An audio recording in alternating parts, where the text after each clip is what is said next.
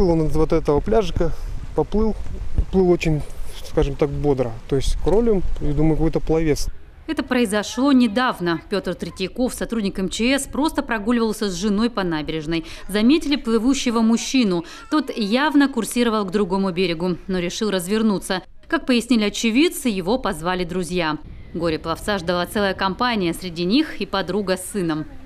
Я не видела, что они выпивали, но были всяко не совсем в таком, были в уставшем состоянии. Он поплыл на тот берег, почти доплыл уже, и его вернули ребята обратно, друзья. И он обратно поплыл, и вот здесь стал у берега уже просить помощи. Помогите, помогите. Я, значит, подплыл к нему, вот нас все течением так сносило. Как-то вот чудом я его быстро зацепил, скажем так, локоть вот так вот поднял, зацепил его на плечо свое, он за меня зацепился, и я одной рукой греб и вытаскивал его.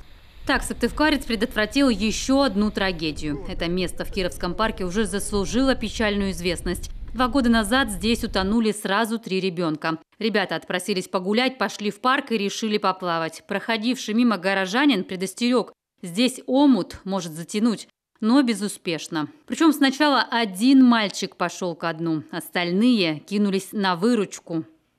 У нас много случаев, когда именно люди тонут, когда подхватывает течение.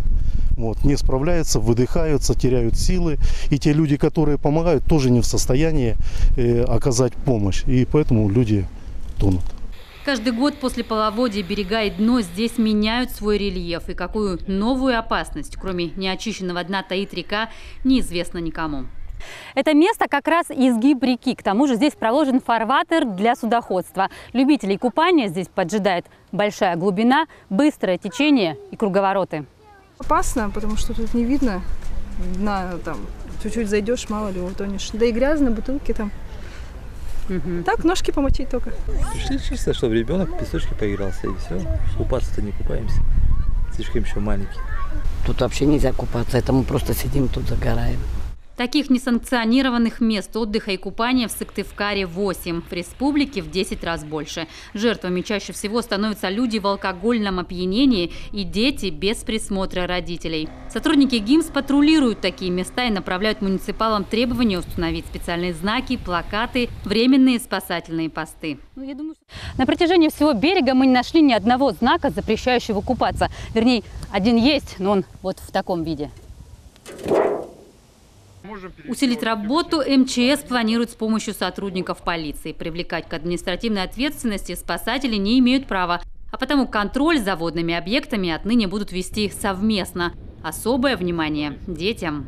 Если найдены дети без присмотра у воды, то мы либо вызываем наряд полиции, либо участвующие с нами в мероприятии полицейские имеют право вызвать родителей, либо доставить в инспекторский участок, и уже принимаются меры административного воздействия. Это уже работа органов полиции. За купание под запрещающим знаком грозит штраф до 1500 рублей. Впрочем, дело не в наказании. Рисковать жизнью ради минутного удовольствия – радость сомнительная. Это должен понимать взрослый и предостеречь ребенка. Ольга Коняева, Павел Фетисов, телеканал Юрган, Сыктывкар.